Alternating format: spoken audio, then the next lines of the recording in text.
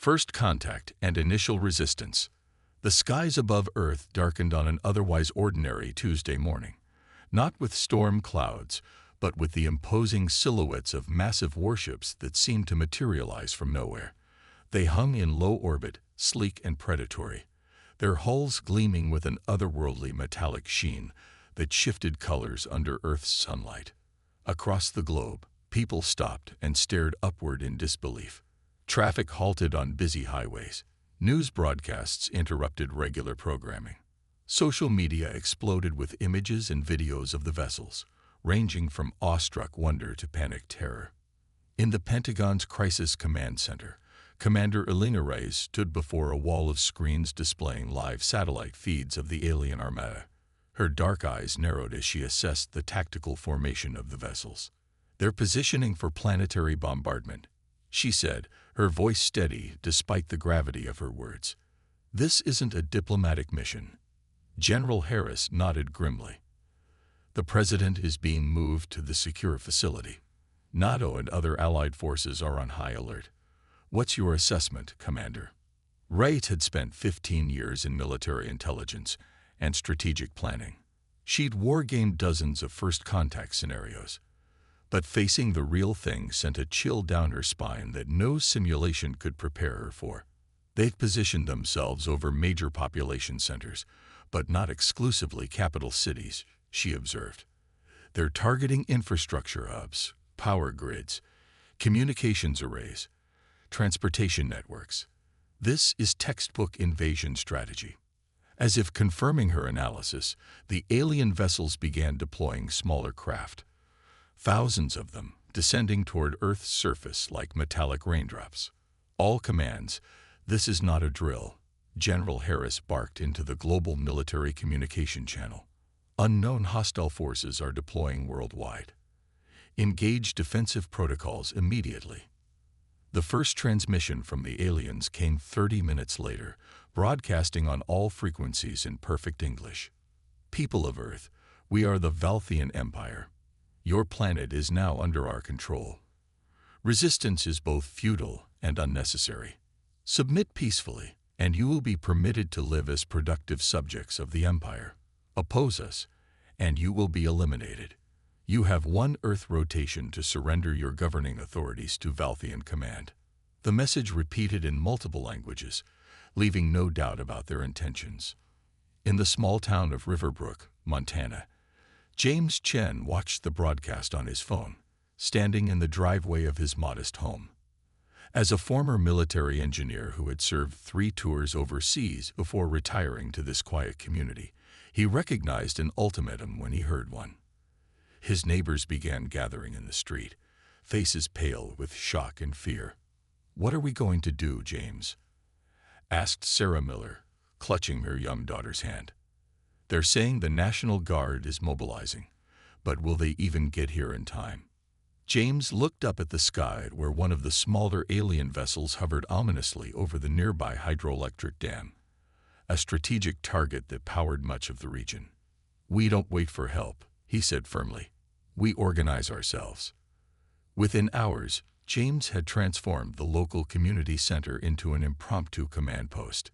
His military experience, combined with the diverse skills of Riverbrook's residents, many of whom were hunters, construction workers, or had their own military backgrounds, created a surprisingly effective civilian defense force. "The dam is their obvious target," James explained to the assembled group, pointing to a map spread across a folding table. "If we lose that, we lose power across 3 states. They'll likely deploy ground forces to secure it rather than destroy it. They'll want our resources intact." He assigned teams to different tasks: surveillance, communications, medical support, and defense. Hunting rifles, construction equipment, and farm machinery were repurposed into makeshift weapons and barricades. Just before dawn the next day, alien troops landed at the dam. They were humanoid but taller, with grayish skin and movements that seemed too fluid to be natural. They wore armor that shimmered with the same color-shifting property as their ships. The Valthians moved with practiced precision, clearly expecting no significant resistance. That was their first mistake. When they approached the access road leading to the dam, they found it blocked by overturned trucks and concrete barriers.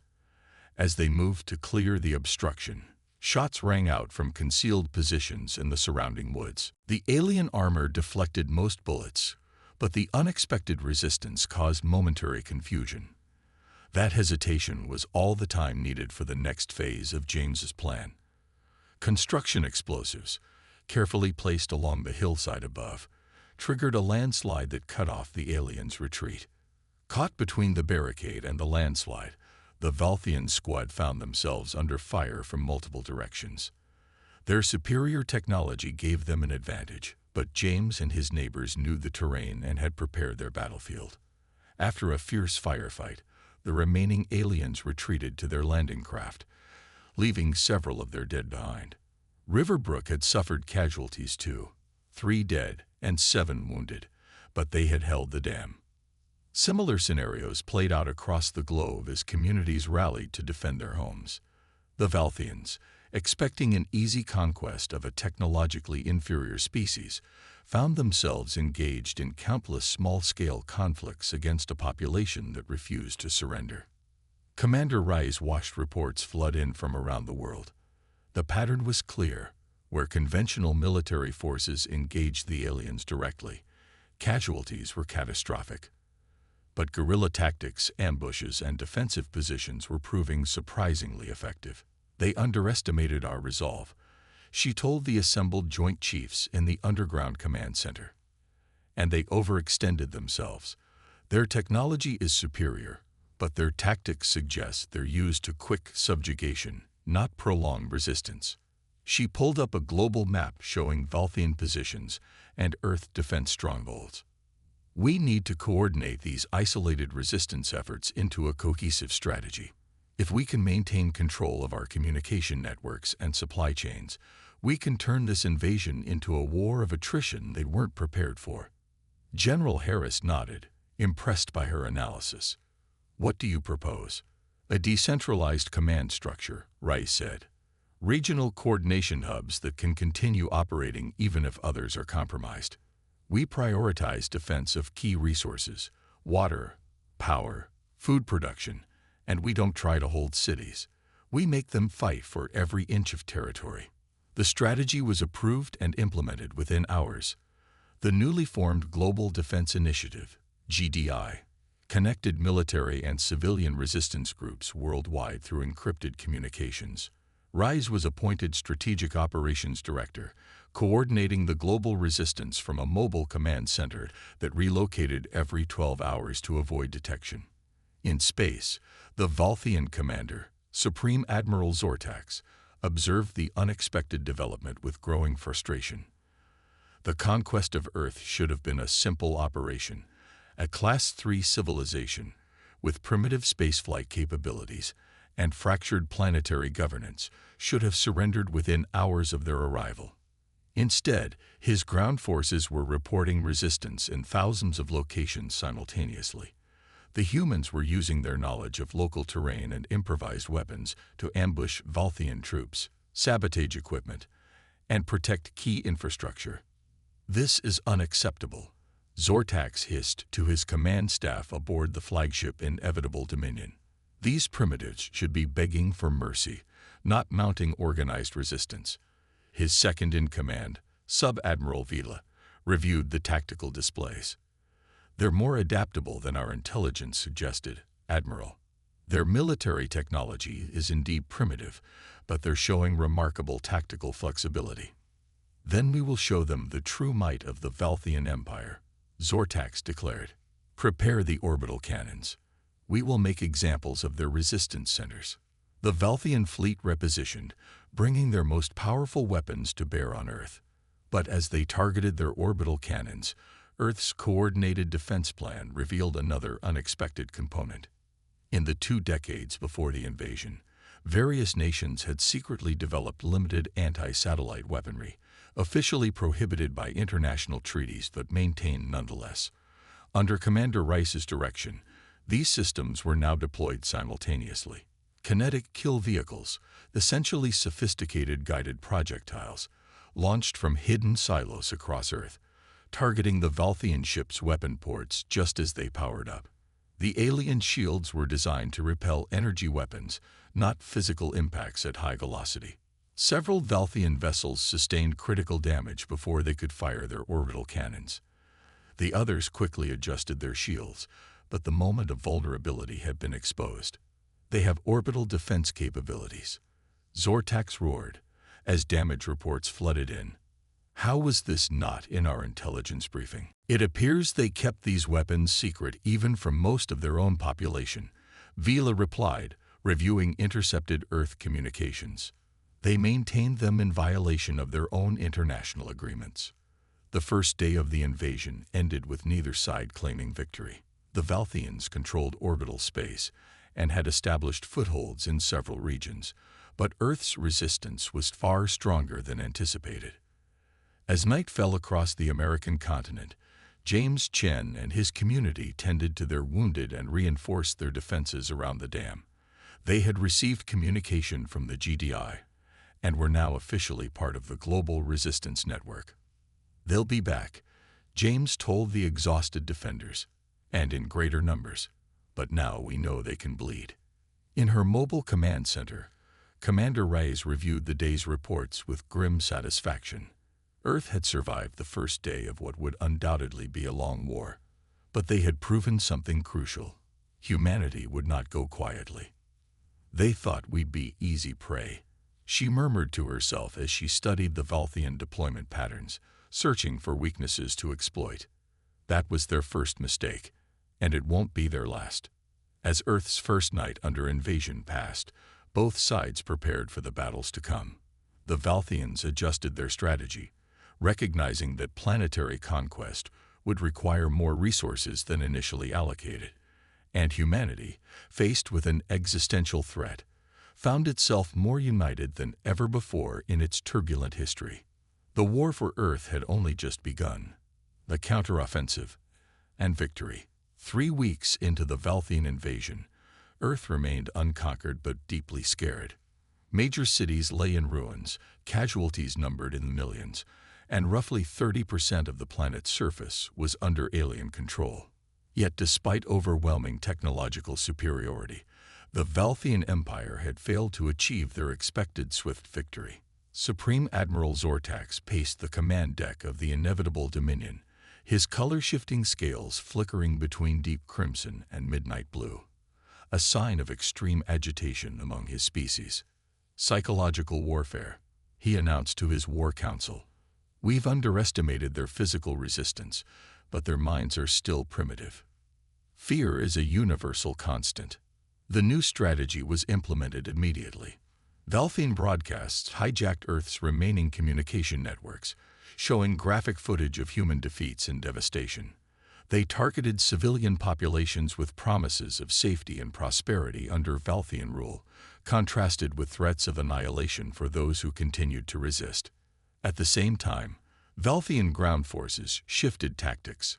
Rather than attempting to control territory, they now focused on destroying essential infrastructure, water treatment facilities, agricultural centers, and power generation, to force submission through privation and suffering. In the underground research facility, beneath what remained of MIT, Dr. Sophia Raman worked frantically alongside a team of international scientists. The facility had been established by the Global Defense Initiative as one of several scientific hubs dedicated to understanding Valthian technology. "There's something here," Dr. Raman said, examining the remains of a Valthian communication device recovered from a downed scout ship. Their tech relies heavily on quantum entanglement for instantaneous communication, but there's a specific resonance frequency they use to synchronize their systems.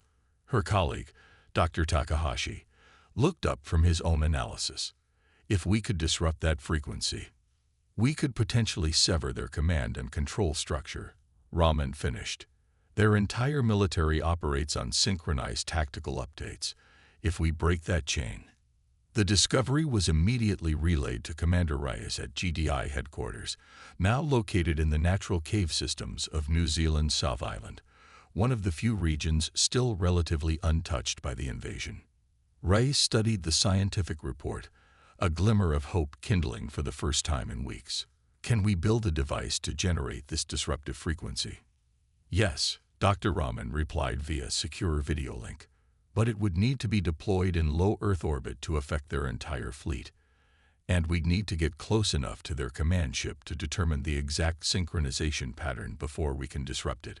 Reyes turned to her tactical team. Then we need to get someone up there. Captain Nadia Okafor of the Nigerian Space Agency had been one of Africa's most promising astronauts before the invasion. Now, she found herself leading what might be humanity's most crucial space mission. "This is insane," she muttered as she examined the retrofitted SpaceX capsule that would carry her team to orbit.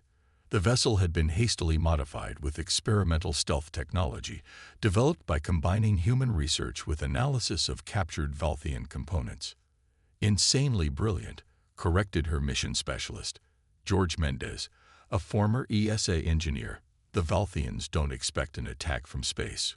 Why would they? We're supposedly a planet-bound species with limited orbital capabilities."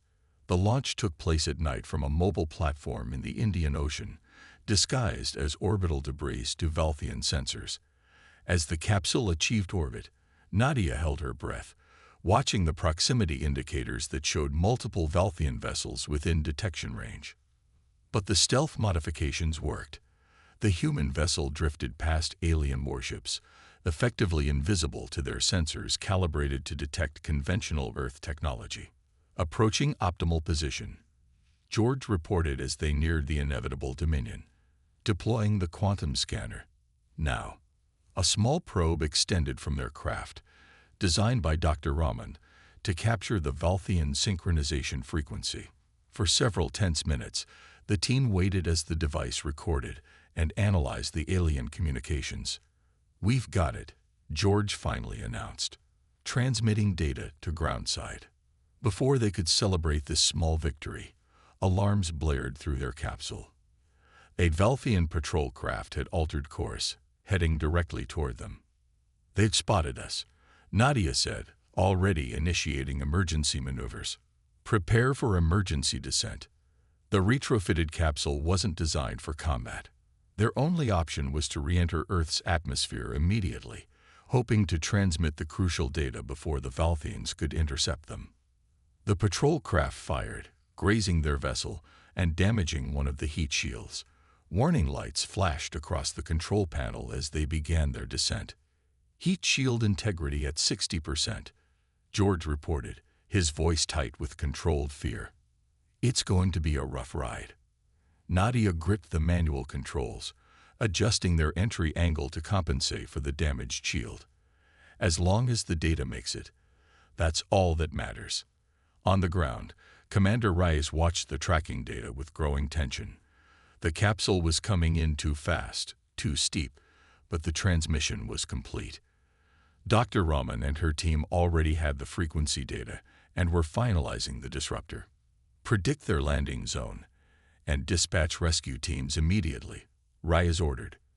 "Those people are heroes, and I want them recovered at all costs." The capsule crashed into the Pacific Ocean 300 miles northeast of New Zealand. Search and rescue teams found George Mendez, unconscious but alive, floating amid the wreckage. Captain Okafor's body was recovered hours later. She had manually adjusted the capsule's trajectory during the final moments of descent, ensuring her colleagues' survival at the cost of her own. With the synchronization frequency identified, Dr. Raman's team worked around the clock to build the disruptor. The device, roughly the size of a small satellite, would need to be deployed in low Earth orbit and activated at precisely the right moment to sever the Valthian command network. "The disruption will only last about 30 minutes before their systems can recalibrate," Dr. Raman explained during the final briefing. "Whatever we're going to do, it needs to happen in that window." Commander Reyes had already prepared a coordinated global strike plan. When the Valthian network went down, resistance forces worldwide would launch simultaneous attacks on key alien positions, targeting their grounded ships and command centers. The disruptor was launched 5 days later using one of humanity's few remaining orbital rockets, As it reached position, GDI forces around the world prepared for what might be their final offensive. Disruptor Online announced the mission controller. Activation in 3, 2, 1. Across the globe, Velthian forces suddenly froze in confusion. Their coordinated movements became erratic as communication with their command ships failed. Advanced weapons systems shut down, vehicles stopped responding to controls, and their tactical advantage evaporated in an instant. In Montana, James Chen led his now expanded militia in a decisive assault on the Velthian position that had been threatening their dam for weeks. Without coordinated support or functioning energy weapons, the aliens were overwhelmed by the determined human attackers. Similar scenes played out worldwide as GDI forces seized the moment. In just 30 minutes, humanity reclaimed significant territory and destroyed or captured numerous Velthian assets.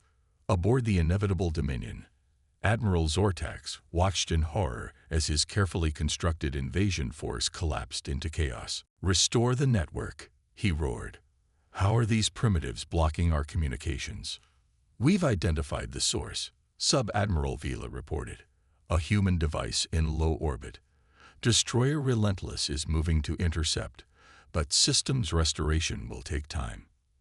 Zortax made a decision that would alter the course of the invasion. "Prepare my shuttle. I will personally lead the final assault on their command center." Intelligence had finally located the GDI headquarters in New Zealand. With his fleet in disarray, Zortax determined that decapitating the human resistance leadership was his only remaining option for salvaging the invasion. The Supreme Admiral's shuttle, accompanied by his elite guard and the few remaining functional fighter craft, descended toward the South Island of New Zealand. Thermal imaging had revealed the cave system where Commander Rice and the GDI leadership were coordinating the global counteroffensive. What Zortax didn't know was that Rice had anticipated this move. As the Velthian force approached, they found themselves flying into a carefully prepared trap. The mountainsides concealed anti-aircraft batteries, salvaged from Velthian technology captured in earlier battles. As the alien shuttles entered the valley, these weapons opened fire, downing several escorts. Zortax's shuttle, protected by advanced shields, made it through the barrage, but was forced to land under heavy fire. The Supreme Admiral emerged with his personal guard, his imposing figure clad in ornate battle armor. "Find their leader," he commanded. "Bring her to me alive if possible." The battle in the mountains became a desperate close-quarters engagement. GDI forces, comprised of elite soldiers from armies worldwide, fought with a combination of human tenacity and adapted Velthian weapons. The aliens pushed forward relentlessly, their superior physical strength giving them an edge in direct combat. Commander Rice, monitoring the battle from the command center deep within the cave system, made her decision. "Initiate Protocol Omega," she ordered, "and get me a weapon." Protocol Omega was the final contingency plan, collapsing the mountain passages to protect the majority of the base, while a small team engaged in a holding action. Rice had no intention of hiding while others fought and died. Armed with a captured Velthian energy rifle, she positioned herself at a strategic choke point with a clear view of the main approach. When Zortax and his remaining guards rounded the corner, she was waiting. The ensuing firefight was brief but intense. Rice managed to eliminate 2 of the guards before being wounded. As she collapsed against the cave wall, Supreme Admiral Zortax approached, towering over her. "You have caused me considerable inconvenience, human," he said, his translator converting his sibilant language to English. "Your resistance was impressive, but ultimately futile." Rice smiled through bloodied lips. "Check your fleet status, Admiral." Zortax received an urgent communication from the inevitable Dominion. While he had been focused on the ground assault, humanity had launched its space offensive. The disruptor had given Earth forces the opportunity to deploy their remaining anti-orbital weapons, targeting Velthian ships still struggling to restore their systems. 3 capital ships had been destroyed, including Zortax's flagship. The Velthian fleet, already stretched thin by the unexpectedly difficult conquest, had passed a critical threshold of sustainability. For the first time in the long history of the Valthian Empire, a planetary invasion had failed. "You never understood us," Rice said, seeing the realization dawn in the alien commander's inhuman eyes. "Humans don't surrender just because we're outmatched. We adapt. We overcome. Every time you knocked us down, we learned something new about you, and now you've lost your advantage." The war did not end immediately with Zortax's capture. Pockets of Valthian resistance continued for months, but without central coordination and with their fleet in retreat, the outcome was inevitable. Earth had survived. 1 year after the first Valthian ships darkened Earth's skies, humanity held a global day of remembrance for the estimated 2 billion lives lost during the invasion.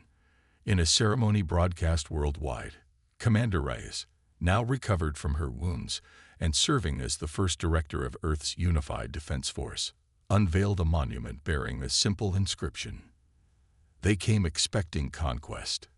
They found humanity. In the small town of Riverbrook, Montana, James Chen stood with his neighbors, watching the ceremony on a large screen erected near the dam they had successfully defended. The community had grown, welcoming refugees from harder-hit regions, and had begun incorporating salvaged Valthian technology into their infrastructure. James looked up at the sky, no longer darkened by alien warships, but now dotted with new human defense platforms built with reverse-engineered Valthian technology. "Maybe," he said, "but if they do, they'll find us ready. And I don't think they want a rematch." Across the stars, the Valthian Empire reassessed its expansion plans. Earth was reclassified from a Class 3 target world to a Class 1 hazardous civilization. The official imperial record noted one simple conclusion about the blue planet and its inhabitants: approach with extreme caution. These humans fight back. The galactic aftermath. 5 years had passed since humanity repelled the Valthian invasion. Earth was a changed planet, scarred by war, but strengthened through unity and technological advancement. The rubble of destroyed cities had given way to new urban centers designed with both functionality and defense in mind. Salvaged alien technology had accelerated human development by decades, perhaps centuries. Commander Elena Reyes, now Admiral Reyes of the Earth Defense Fleet, stood on the observation deck of the EDF Resilience, Earth's first true interstellar vessel. Built using reverse-engineered Valthian technology, the massive ship represented humanity's leap from a planetary civilization to a spacefaring one. "Status report," Reyes requested, watching as the vessel's crew, drawn from nations across Earth, worked in coordinated precision at their stations. "All systems nominal, Admiral," reported Captain Amara Osai, the ship's commanding officer. "The jump drive is calibrated for our test run to Mars. We're ready when you are." Reyes nodded, feeling the weight of this historic moment. The jump drive, humanity's first faster-than-light propulsion system, would compress space ahead of the ship while expanding it behind, effectively sliding the vessel across vast distances in moments. If successful, this test would open the solar system to rapid human expansion and serve as the foundation for eventual interstellar travel. "Proceed, Captain," Reyes ordered. The massive ship hummed as the jump drive engaged. The stars outside the viewport blurred momentarily, and then Mars appeared, growing larger as conventional thrusters brought them into a stable orbit. "Jump successful," Captain Osei announced, unable to hide the pride in her voice. "Transit time, 2.7 seconds, all systems functioning within expected parameters." A cheer erupted across the bridge, quickly silenced by the professionalism of the crew, but their eyes still shone with triumph. Earth was no longer bound to slow chemical rockets or even the ion drives they had initially salvaged from Valthian scout ships. True space exploration was now within humanity's grasp. As celebrations commenced across Earth at news of the successful test, a different scene unfolded in the political heart of the Valthian Empire. The Imperial Council Chamber on Valthia Prime was an imposing structure of crystalline spires and gravity-defying arches, designed to intimidate and awe visitors from subject worlds. Today, It was the setting for a tense political confrontation. Supreme Counselor Vexera, who had risen to power following the disastrous Earth campaign, faced growing opposition from the military faction. Admiral Krell, who had served under Zortax and survived the retreat from Earth, stood before the council, his scales pulsing with barely contained anger. "The humans have mastered jump drive technology," Krell announced. "Our surveillance outposts have confirmed it. They'd gone from a pre-spacefaring civilization to interstellar capability in just 5 years. They must be contained before they become a genuine threat to Imperial security." Vexera's facial ridges flattened in displeasure. "Your predecessor made similar arguments before his failed invasion cost us 3 capital ships and damaged our reputation throughout the sector. The Treasury is still recovering from those losses. Zortax underestimated them," Krell conceded. "I will not make the same mistake. But consider the intelligence reports. They're building a fleet, establishing bases throughout their solar system, and have even sent unmanned probes toward neighboring star systems. Their technological advancement is unprecedented." The council chamber filled with murmurs as various faction representatives debated among themselves. Vexera raised a clawed hand for silence. "What exactly are you proposing, Admiral?" "A preemptive strike," Krell replied without hesitation. "Targeted and overwhelming. We destroy their shipyards, their manufacturing centers, and their leadership. We leave their planet intact but remove their capacity for space warfare." The debate raged for hours before Vexera finally rendered judgment. "Your proposal is denied, Admiral. The Empire will not risk another conflict with Earth at this time. Instead, we will increase surveillance and diplomatic preparation. If the humans prove hostile in their expansion, we will reconsider military options." Krell's scales darkened to a deep purple, a sign of intense displeasure, but he bowed in formal acceptance of the ruling. As he left the chamber, however, his resolve hardened. The council was blind to the threat. If official channels would not address it, unofficial means would have to suffice. Back on Earth, in the rebuilt city of New Singapore, James Chen walked through the Global Defense Initiative's Advanced Research Division. No longer just a small-town militia leader, Chen now served as Director of Civilian Integration, responsible for adapting military technology for peaceful applications. The laboratory he was visiting represented the cutting edge of human Valthian hybrid technology. Dr. Sophia Raman, now a Chief Science Officer of the GDI, greeted him with a warm smile. "James, perfect timing. We're about to test the planetary shield prototype." Chen followed her to an observation room overlooking a massive testing chamber. Inside, a miniaturized version of the shield generator that would eventually protect entire cities stood ready for activation.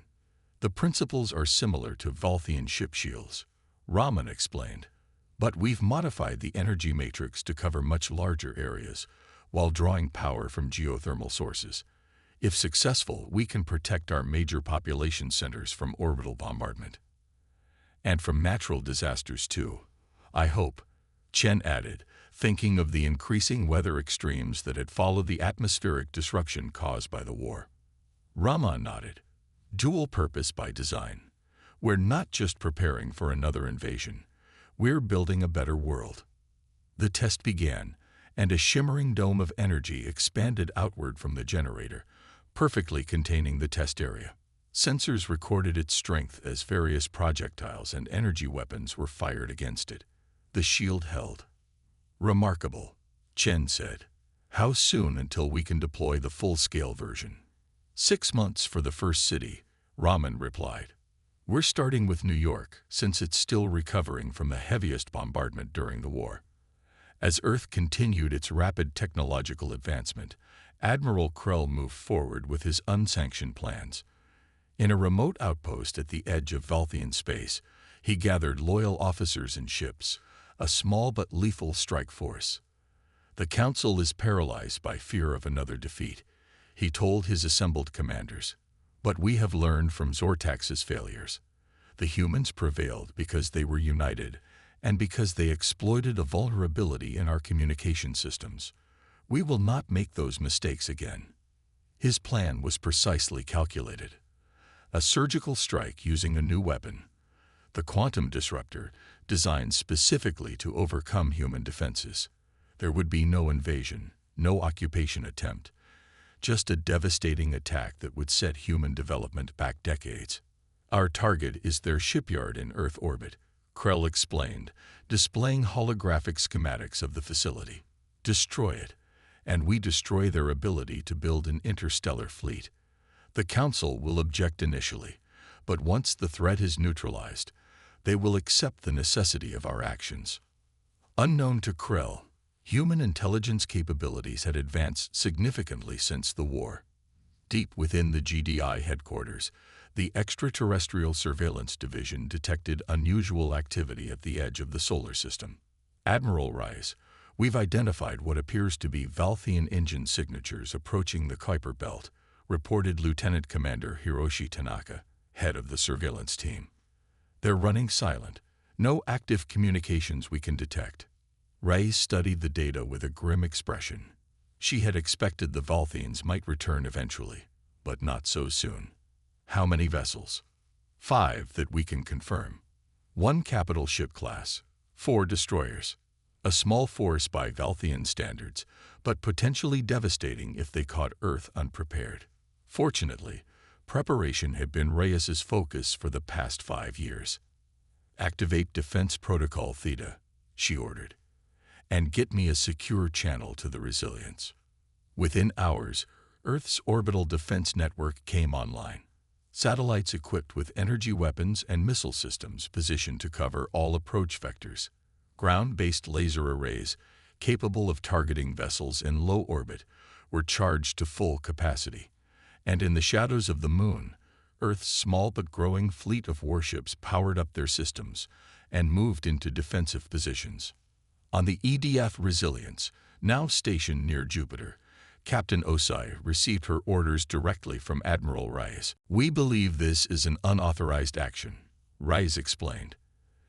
Intelligence from our deep space monitoring suggests division within the Valthian leadership.